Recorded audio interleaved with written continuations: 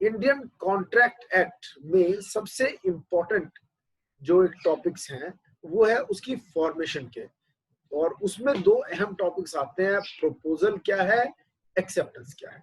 Proposal plus acceptance equals to agreement, कहाँ लिखा है, सेक्शन 2B। तो आज का जो मेन टॉपिक हमारा रहेगा वो रहेगा क्या, एक्सेप्टेंस क्या है, इसके एसेंशियल्स क्या है। ओके, हम इसको स्टडी करने के लिए बेरेट का सहारा लेते हैं। ओके, तो I would like to share my screen and show you the bare act. ठीक है, I hereby share my screen and I am going to show you the bare act. ठीक है जी, मैं साथ ही कुछ डायग्राम भी इसका बनाऊंगा, आपको एक एक चीज गहराई में पढ़ाता जाऊंगा, समझाता जाऊंगा। ठीक है, सबसे पहले बेरेट पर आते हैं। ठीक है जी, तो हियर कम्स दी बेरेट। ये हमारा बेरेट है जिसमें सेक्शन 2 जो है वो इंटरप्रिटेशन क्लॉज का है। 2, दिस इज सेक्शन 2 जो बात करता है क्या, इंटरप्रिटेशन क्लॉज। अब इंटरप्रिटेशन क्लॉज क्या होता है, what exactly is interpretation clause. ठीक है, I would have to stop the annotations, है ना, ये लीड चेंज कर जल्दी। ये देखिए, जिसने भी एनोटेशन किया प्लीज रिमूव कर लीजिए इसे। वेरी गुड, मैं अभी एनोटेशंस लॉक कर देता हूँ। ठीक है जी, I hereby disable participants annotation. Okay, अब आपके सामने आ रहा है क्या, आपके सामने आ रहा है इंटरप्रिटेशन क्लॉज। ये है इंटरप्रिटेशन क्लॉज, और इंटरप्रिटेशन क्लॉज का मतलब है जितनी भी डेफिनेशंस हैं वो इसमें आ जाती हैं। Coming over to definition of acceptance given in section 2B। 2A हम इसे पहले ऑफर के सेशन में कर चुके हैं, अब हम आ गए हैं 2B पर। वेरी इंपॉर्टेंट, और इसी से हम सारे एसेंशियल्स निकालेंगे। What are the essentials of a valid acceptance. Here we go, 2B, ये आता है 2B। When the person to whom the proposal is made signifies his assent thereto। ये देखिए, सबसे पहली चीज और सबसे इंपॉर्टेंट चीज, when the person to whom the proposal is made, ए ने बी को एक प्रपोजल भेजा, तो who can give the acceptance, acceptance दे कौन सकता है, बी।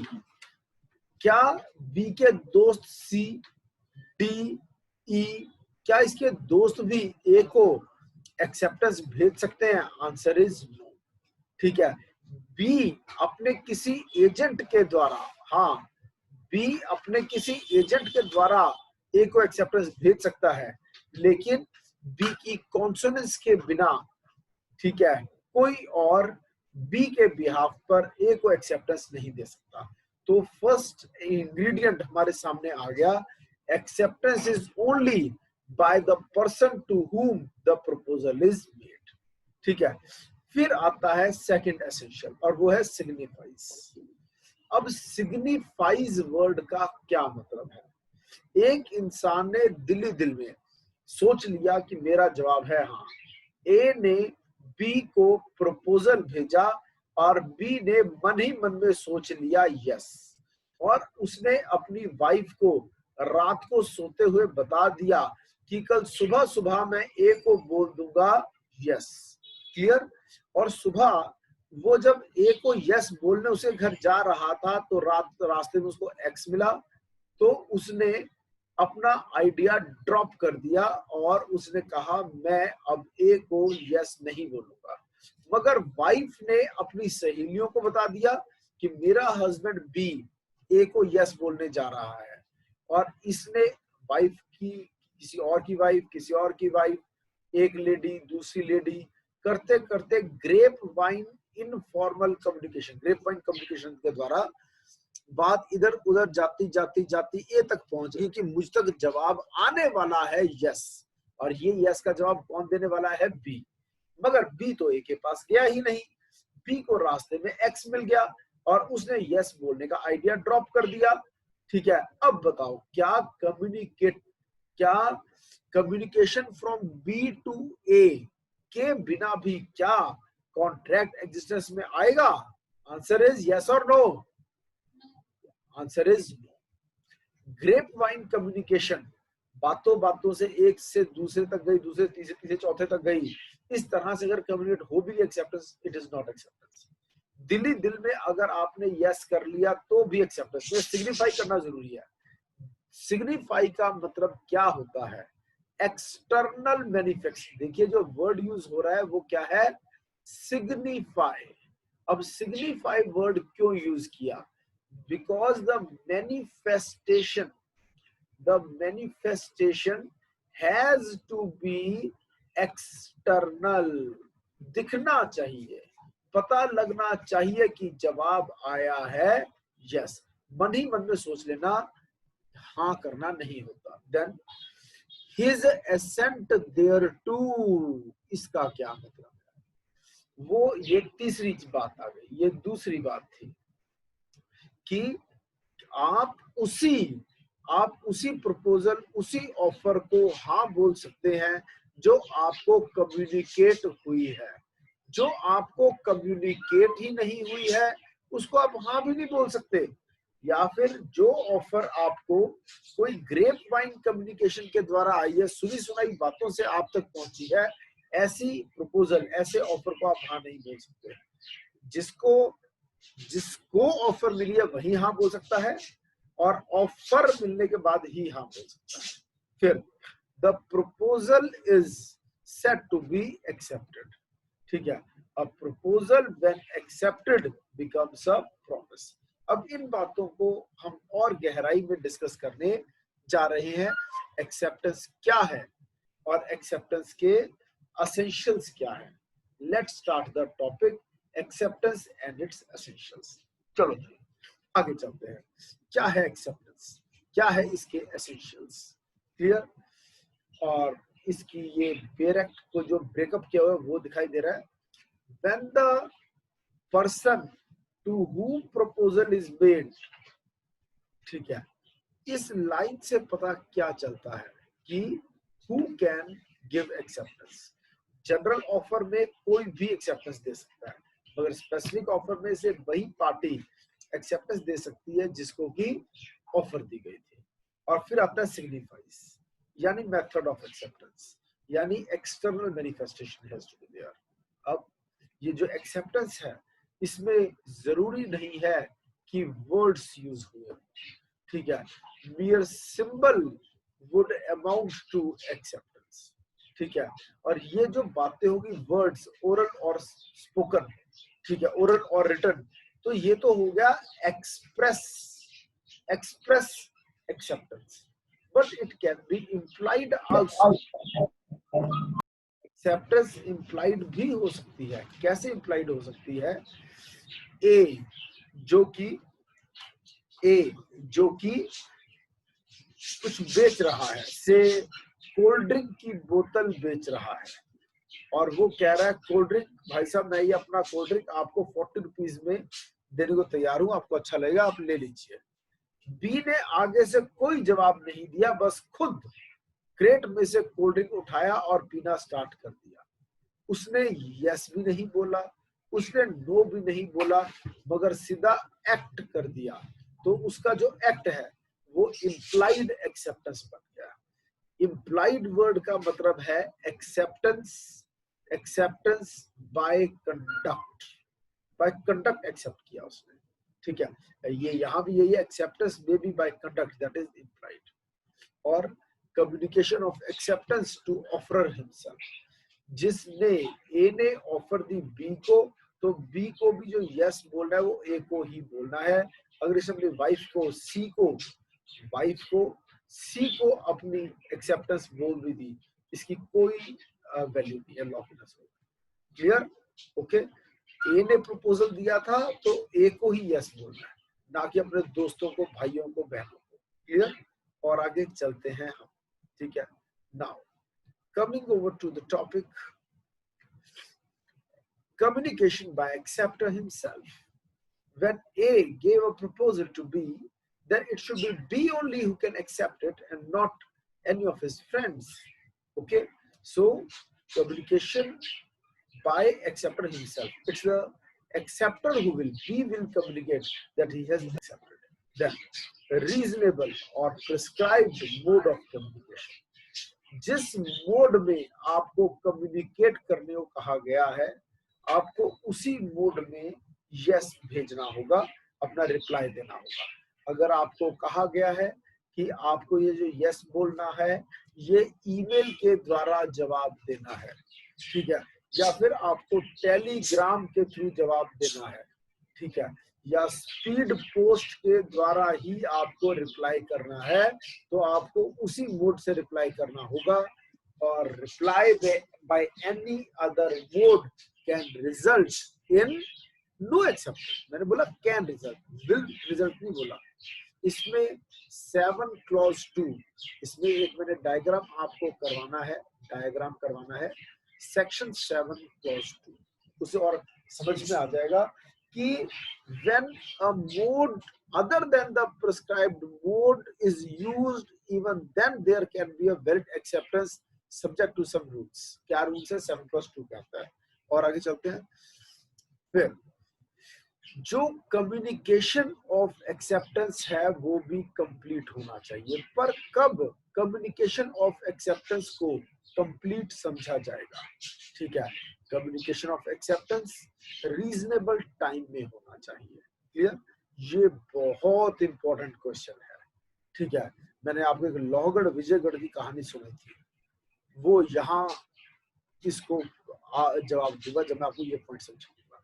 फिर इसके अलावा भी कुछ एसेंशियल्स हैं, ठीक है, जैसे कि acceptance only for the offer which has been communicated. जो ऑफर, जिस ऑफर का कम्युनिकेशन कंप्लीट नहीं हुआ, ए ने बी को प्रपोजल भेजा मगर communication of proposal is not complete. जब तक ये कम्युनिकेशन ऑफ प्रपोजल कंप्लीट ना हो जाए बी कैन नॉट एक्सेप्ट। यानी जब तक ए का प्रपोजल बी की नॉलेज में नहीं आ जाता तब तक बी उसे एक्सेप्ट नहीं कर सकता, इसका ये मतलब निकला। फिर ए ने बी को कहा अगर तुम नो नहीं बोलोगे तो मैं इसको तुम्हारी यस समझूंगा, यानी कि मैं तुम्हारी साइलेंस को तुम्हारा यस समझूंगा, और बी चुप रहा। Can silence be a mode of acceptance? Answer is no, it is not mode of acceptance. क्यों? सिग्निफाइज वर्ड यूज हुआ है, यानी पॉजिटिव एक्ट होना चाहिए, एक्सटर्नल मैनिफेस्टेशन कोई काम होना चाहिए जिसे पता है यस बोला जा रहा है, चाहे काम हो रहा है चाहे वर्ड्स यूज किए जा रहे हैं। फिर एक्सेप्टेंस का मतलब है जितनी भी टर्म्स एंड कंडीशंस हैं उन सबको एक्सेप्ट कर लिया, ठीक है, मगर ये एक्सेप्टेंस प्रोविजनल भी हो सकती है, सब्जेक्ट टू फाइनल अप्रूवल भी हो सकती है, ठीक है जी। और आगे चलते हैं अब हम, ठीक है। Next is detail of these essentials। पहला, it should be absolute and unconditional। Accept A ने बी को कहा कि मैं तुम्हें अपनी कार दूंगा और तुम्हें इसके लिए 5 लाख मुझे देने होंगे, और वो भी वन गो में, जो कहते हैं ना एक ही बार में, वन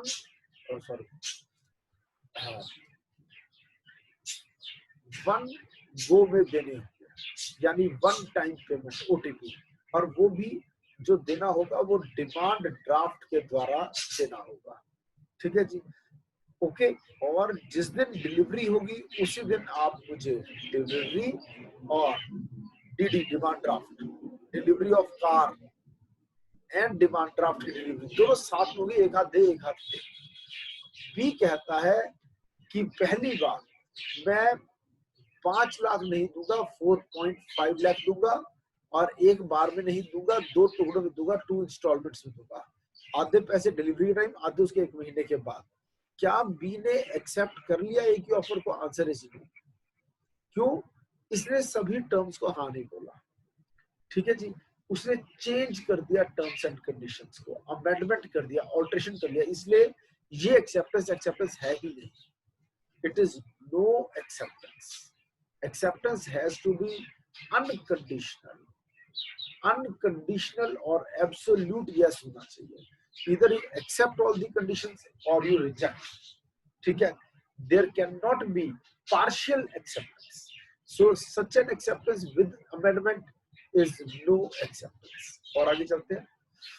प्रपोजल में कई प्रकार की टर्म्स एंड कंडीशंस होती है, जैसे रेट क्या होगा, क्वालिटी सामान क्या होगी, एफओआर यानी कि ट्रांसपोर्टेशन देंगे या नहीं देंगे, प्लेस देंगे या नहीं देंगे, ठीक है, किस जगह पर मतलब कि हम डिलीवरी देंगे और कितने बजे तक डिलीवरी मिल जाएगी, यानी कितने दिनों में माल पहुंचा देंगे. ठीक है जी. तो ये सब होते हैं प्रपोजल के टर्म्स एंड कंडीशंस. इधर यू एक्सेप्ट ऑल और you reject. You can not accept half of it. शादी कर ली बस एक क्वालिटी वाली बात एक्सेप्ट नहीं की, सो इट मींस आपने एक्सेप्ट किया ही नहीं. क्लियर. इधर यू एक्सेप्ट ऑल और रिजेक्ट द ऑफर. देन अगर even a suggestion on the part of acceptor to proposal is treated as an amendment and change in conditions is treated. This word is treated. Change in conditions is treated as counter offer. इसका क्या मतलब है? ए ने B को यही सब कहा था, 1 गो में पेमेंट करनी है, कार का सौदा है, 5 लाख रुपए हैं और एक हाथ दे एक हाथ ले. क्लियर.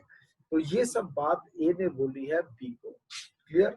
बस बी ने सलाह दी, मैं आपको एक सलाह दूं, आप डिमांड ड्राफ्ट ना लेकर मुझसे कैश में. This is my suggestion. ठीक है. वो वर्ड तो यूज कर रहा है, this is my suggestion. It would amount to counter offer. इसको काउंटर ऑफर मानेंगे और इससे ओरिजिनल ऑफर जो है, ओरिजिनल ऑफर जो है वो लैप्स कर जाएगी, खत्म हो जाएगी. क्लियर. और आगे चलते हैं. इस suggestion would be like that. फिर अगली चीज ये देखिए, मैंने बता दिया even suggestion is treated as a counter offer. Original offer lapses. फिर काउंटर ऑफर क्या चीज है? एक केस था Hyde versus Wrench. Hyde versus Wrench में क्या हुआ, फार्म हाउस का सौदा था, 1000 पाउंड मांगे बेचने वाले ने, खरीदने वाले ने कहा मैं तो 950 पाउंड दूंगा. ठीक है.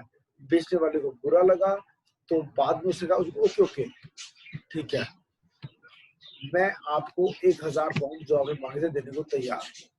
क्या कॉन्ट्रैक्ट हो गया?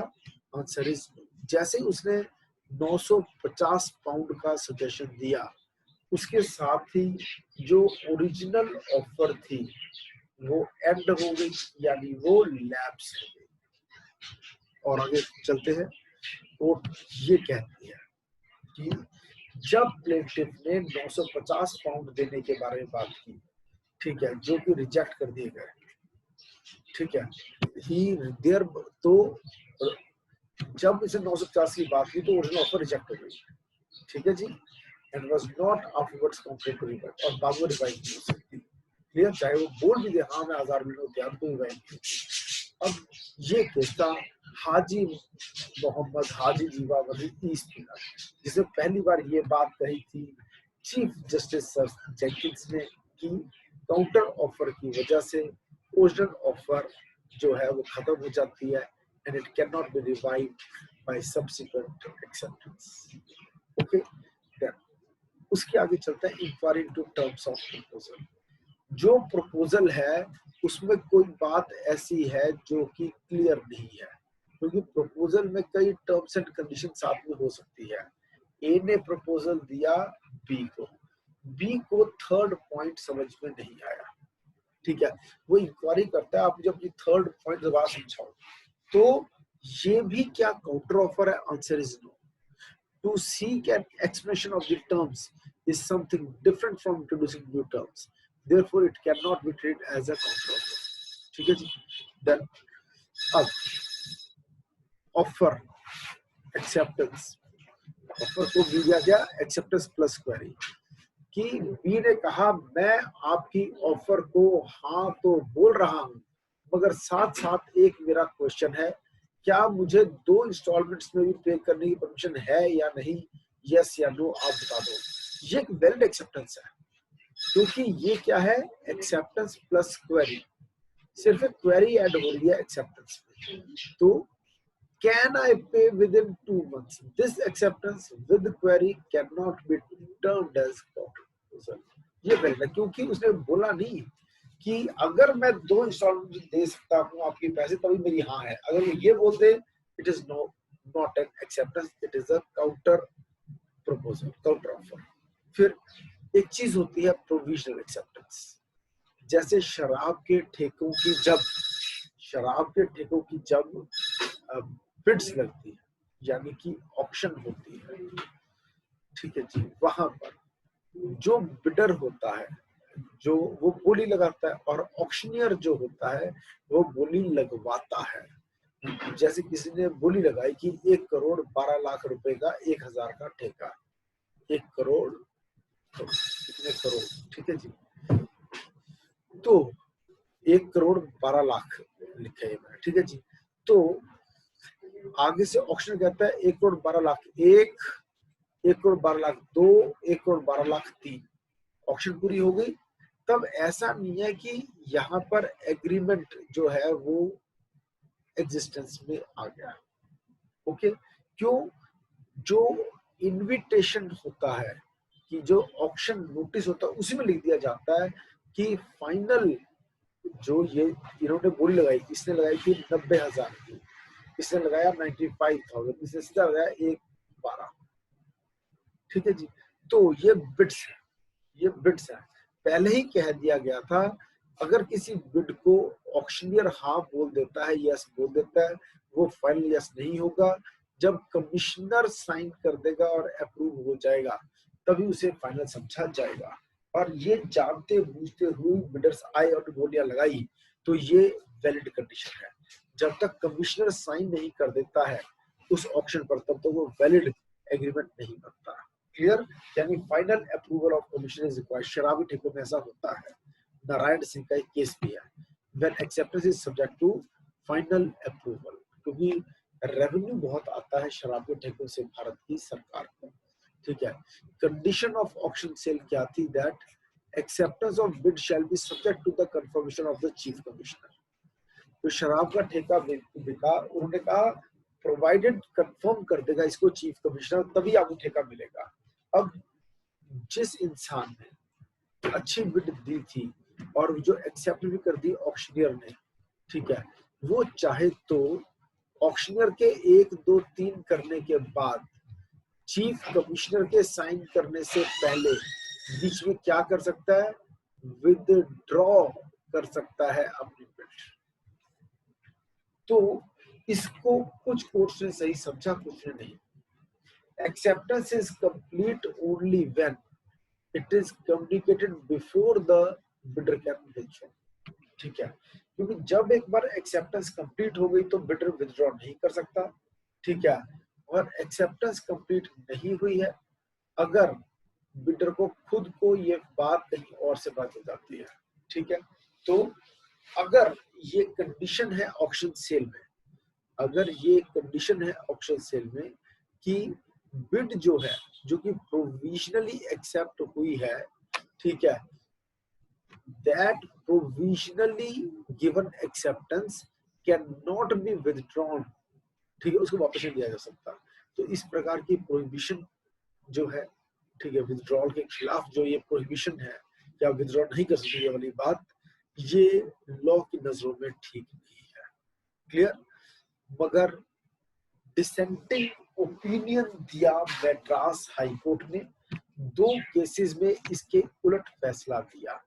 मगर ये भी बात सच है, बुक है पोलक एंड मुल्ला, और कंस्ट्रक्टिव क्रिटिसिज्म करते हुए उन्होंने कहा ये 2 फैसले मद्रास हाईकोर्ट के टेक्निकली गलत फैसले आए हुए हैं। ये फैसले क्या है कि जो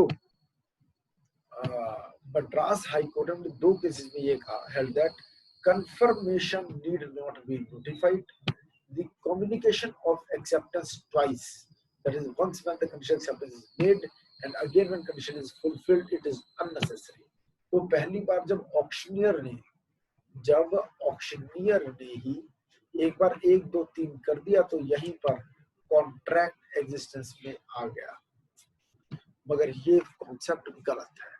कॉन्सेप्ट क्या है? एक्सेप्टेंस तब कंप्लीट होगी, तब कॉन्ट्रैक्ट एग्जिस्टेंस में आएगा, जब ऑक्शनियर के बाद ठीक है, जो चीफ कमिश्नर है वो साइन करेगा और वहां पर कॉन्ट्रैक्ट स्टेटस में आएगा, लिखा हुआ है। ठीक है जी, ओके, और आगे चलते हैं। और जो दो केसेस, ठीक है, गलत डिसाइड किए मद्रास हाई कोर्ट ने, वो ये है चिट्टी बुबू अदिन्ना वर्सेस गारीबल्ला जगरायदू, और दूसरा राजन ग्राम विलेज कोऑपरेटिव सोसाइटी वर्सेस वीरा स्वामी। और आगे चलते हैं हम। एक्सेप्टेंस टू प्रपोजल, जो प्रपोजल को जो एक्सेप्ट कर लिया वो कम्युनिकेट कौन करेगा? एक्सेप्टेंस टू प्रपोजर ही होगी, जिसने ऑफर भेजी थी उसी को बोला जाएगा। किसी और को यस बोला तो उस यस की कोई वैल्यू नहीं है। जैसे केस हुआ फेल्ट हाउस वर्सेस बिटले, चाचा भतीजे का घोड़ा केस। इसमें क्या हुआ, एक चाचा जो है बार बार अपने नेफ्यू भतीजे के स्टड फॉर्म, यानी जहां पर हॉर्सेस की ब्रीडिंग होती है उस फॉर्म में जाता था। ठीक है, और अंकल को, चाचे को एक घोड़ा पसंद आ गया। ठीक है, अंकल ने कहा मैं इसे खरीदना चाहता हूँ। भतीजे ने कहा इसकी कीमत है 50 पाउंड। अंकल कहता अभी तो मेरे पास इतने रुपए नहीं है। ठीक है जी, तो अंकल ने अपने दोस्तों से सलाह मशवरा किया और खरीदने का मूड बना लिया, और लेटर ये लिखा कि अगर तुम कोई जवाब नहीं दोगे मेरे इस लेटर का, ठीक है, तो मैं घोड़े को अपना समझूंगा 33.15 शिलिंग्स में। इस पर भतीजे ने कोई जवाब नहीं दिया अपने अंकल को, मगर अपने मैनेजर यानी अपने ऑक्शनियर को ये बोला कि ये सारे घोड़े बेचाओ। ठीक है, मगर ये वाला घोड़ा मत बेचना, इसको मैंने चाचा जी को देने का फैसला किया है। I will sell this horse to चाचा जी फॉर 33.15 शिलिंग्स। ऑक्शनियर भूल गया, गलती सारे घोड़े लाद कर ले गया और बाजार में जाकर मंडी में बेच आया। जब चाचा को ये पता चला उसने सीधा मैनेजर पर केस कर दिया। ठीक है, क्योंकि उसको भतीजे ने बता दिया था कि मैंने तो अपने मैनेजर को हाँ बोल दिया था। अंकल फेल्ट हाउस ने स्यू किया ऑक्शनर बिल्डे को, ठीक है, टू गिव हॉर्स और मार्जिन एज बिल्डे sold the horse at higher. जो उसने मान लो 60 शिलिंग्स का बेच दिया तो कितना कमा लिया? लगभग 27.85 शिलिंग्स कमा ली। 27.85 शिलिंग्स कमा ली। वो कहता जो मार्जिन है कि जो जितना एक्स्ट्रा का तुमने बेचा है वो मार्जिन मुझे दो, और मेरे घोड़ा मुझे नहीं मिला उसे जो मुझे नुकसान हुआ उसकी भरपाई करो। ठीक है, कोर्ट ने कहा कि चाचा ने भतीजा यानी नेफ्यू को ऑफर दिया, क्लियर, और नेफ्यू ने आगे इसको एक्सेप्टेंस दिए बिना अपने मैनेजर को एक्सेप्टेंस दिया। जैसे एग्जांपल था ना, ए ने बी को ऑफर दिया और बी ने अपनी वाइफ को बोल दिया हाँ, तो क्या ये वैलिड हाँ है, कॉन्ट्रैक्ट है? नहीं है। वैसे ही चाचा को बोलना चाहिए था कि मेरा जवाब है यस, जबकि ये यस वाला जवाब किसको दिया गया? अपने ही मैनेजर यानी अपने ऑक्शनियर को। क्लियर, तो हाँ, नेफ्यू चाहे तो अपने मैनेजर से अब हर्जाना मांग सकता है, पर ये चाचा नहीं मांग सकता, अंकल कहता। क्लियर। दूसरा, आप किसी को मजबूर नहीं कर सकते हाँ या ना कुछ जवाब देने के लिए, कि अगर तुमने कोई जवाब नहीं दिया तो मैं उसको हाँ समझूंगा।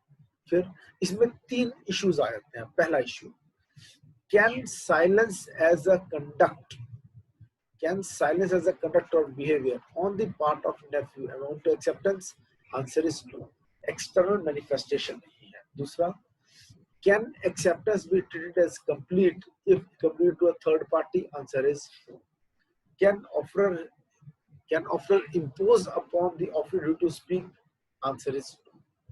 अब डिटेल में कराता हूँ तीनों इश्यूज। पहला इश्यू ये था और कोर्ट ने क्या कहा, silence as a conduct does not amount to acceptance. दो कारणों की वजह, टेक्निकल और प्रैक्टिकल। टेक्निकल कारण क्या है? टू बी में सिग्निफाइज वर्ड यूज हुआ है, यानी एक्सटर्नल मैनिफेस्टेशन, जो कि साइलेंस में नहीं होती। No external manifestation is there. ठीक है, ओके, नेक्स्ट। मैनिफेस्टेशन या ओरल होगी, रिटन होगी, कुछ ना कुछ होगा, एक्ट होगा उसमें। फिर दूसरा, अगर एक आदमी चुप है तो ये कंडक्ट तो है, but not something which signifies anything, इसका कोई मतलब नहीं निकला, सिग्निफिकेंट नहीं है ना ये, ठीक है जी। Then conduct may amount to acceptance, but silence as a conduct does not amount to. हाँ, इम्प्लाइड एक्सेप्टेंस हो सकती है बाय कंडक्ट, और साइलेंस भी कंडक्ट है, मगर acceptance through silence is not possible. क्यों? अगर ऐसा हो गया, अगर इसको साइलेंस को हमने कंडक्ट मानते हुए एक्सेप्टेंस मान लिया तो ठीक है, if it is done and treated as acceptance then it will go against the very nature of contract. तो जो कुदरत है, कॉन्ट्रैक्ट नेचर है जो इसकी, वो खत्म खराब हो जाएगी। देन ऑफरर जो ऑफर दे रहा है वो ड्यूटी नहीं लगा सकता, बर्डन नहीं लगा सकता, बर्डन नहीं दे सकता किसी को ना बोलने का, और जो ऑफर देने वाला है वो ये नहीं कह सकता कि अगर मैंने कोई जवाब नहीं सुना कुछ समय के लिए तो मैं मानूंगा कि वो हाँ हो गई है, ठीक है। ये ऑफर की चॉइस नहीं है कि वो बताएगा, ठीक है, एक अनविलिंग इंसान को, ठीक है, एक अनविलिंग ऑफरी को, कि उसकी चुप रहने को उसकी हाँ समझा जाएगा, यानी जो बोलना पड़ेगा। Then he can not force him to say yes, positive काम करने के लिए नहीं बोल सकता। दूसरा इशू क्या है, फेल्टहाउस और बिडले ने एक बात उठी कन्वर्शन की, कि जो चाचा है उसका गुड्स यानी उसका हॉर्स जो है वो कन्वर्ट कर लिया, बिडले ने कन्वर्ट, सॉरी, ठीक है, कन्वर्जन कहते हैं इसे, किसी और की चीज को यूज करने का, क्लियर। तो कोर्ट ने कहा वो चीज तो उसकी हुई नहीं थी, ठीक है, वो ओनर ही कभी नहीं बना था इसका, ठीक है। Court held nephew never come to acceptance to uncle, therefore no contract and therefore no tort of conversion, he never became master of those goods। और थर्ड इशू कोर्ट क्या कहती है, ठीक है, कि क्या आप किसी को कुछ बोलने के लिए ड्यूटी इंपोज कर सकते हो, ठीक, आंसर इज नो, क्लियर। तो ये मेन पॉइंट्स हो गए, इसके आगे का हम कल करेंगे, clear. Any question from anywhere, कोई कुछ पूछना चाहेगा?